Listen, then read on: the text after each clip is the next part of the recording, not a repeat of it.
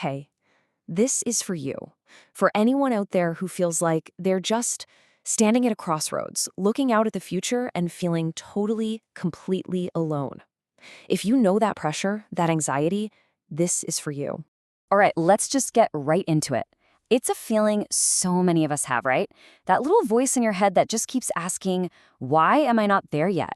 How is everyone else just speeding past me while I feel like I'm stuck? It's such a heavy feeling. And today, we're going to unpack it. I mean, think about it. The world we live in today is basically a giant pressure cooker.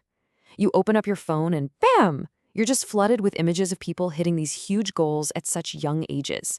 You hear these catchphrases like financial freedom by 25, and all of a sudden, your own life path feels, well, hopelessly slow. It just feeds this endless loop of comparing yourself to others. And honestly, it's exhausting. But what if? What if we've been looking at our timeline all wrong? Let's try a little thought experiment, a way to reframe this whole thing. Let's call it the life clock. Based on this, what time is it for you, really? Okay, so the idea is super simple, but it's really powerful. Let's just say an average life is about 80 years long.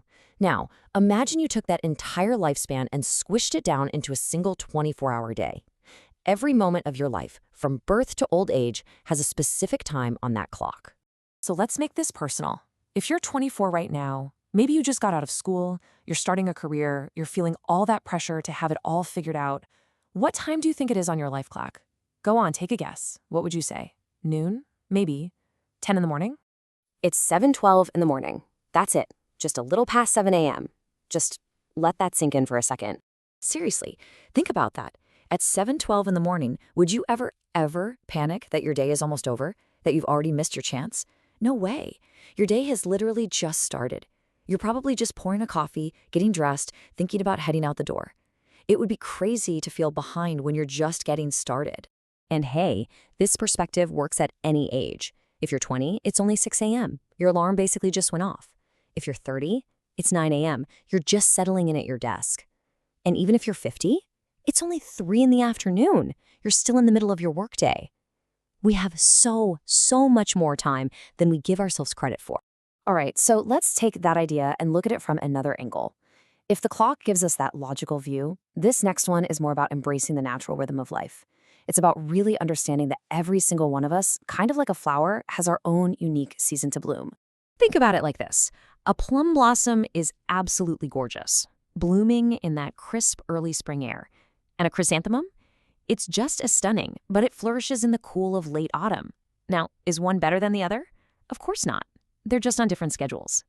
They're each beautiful in their own time. And that really brings us to a pretty deep question, doesn't it?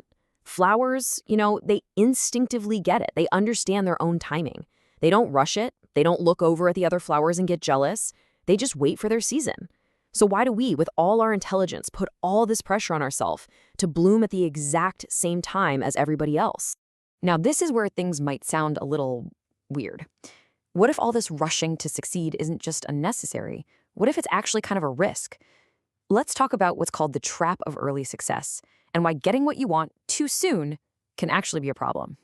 In fact, there's this old proverb that says achieving success too early in life is one of the 3 great misfortunes. A misfortune? Can you believe that? That completely flips everything we're told on its head. So why would that be? Well, it boils down to 2 big dangers. First, there's arrogance. When you get success before you have the wisdom to handle it, it can make you feel invincible. It can damage relationships, push people away, and lead to real isolation. And second, there's inertia. I mean, if you get everything you ever wanted in your 20s, what's next? It can totally kill your drive to try new things, leaving you feeling empty and stuck, even if you have all the money and status in the world. So, okay, if the goal isn't to just race to some imaginary finish line, what should we be focused on, especially when we're young? The answer is to totally change how we think about investing. It's time to invest in your dream, not just your bank account. So here's the new game plan in 3 simple steps. First, just stop obsessing over piling up money right away. Step 2, instead, focus on piling up experiences. The good, the bad, all the lessons. And step 3, and this is the most important one, realize that the most valuable thing you could ever possibly invest in is yourself. Let's just pause on that for a second. You are the high yield savings account. The skills you build, the strength you find, the person you become, that is the real investment. And the interest on that account, the returns you get, they are absolutely priceless and will pay off for the rest of your life. So, what does that actually look like in the real world? Well, it means trying that passion project that doesn't pay a single cent. It means taking some smart risks while the stakes are still relatively low. It's about putting in the time to develop the skills that make you you. And it's about searching for the kind of work that truly lights a fire in you, not just the job that looks good on paper. So let's end with this thought. If you can really truly accept that there is no rush, that you're not behind, that your day is just getting started, it changes everything. It gives you permission to explore, to mess up, to learn, and to grow at your own speed. The only question left is, if you give yourself that grace, how beautiful can you let your season be?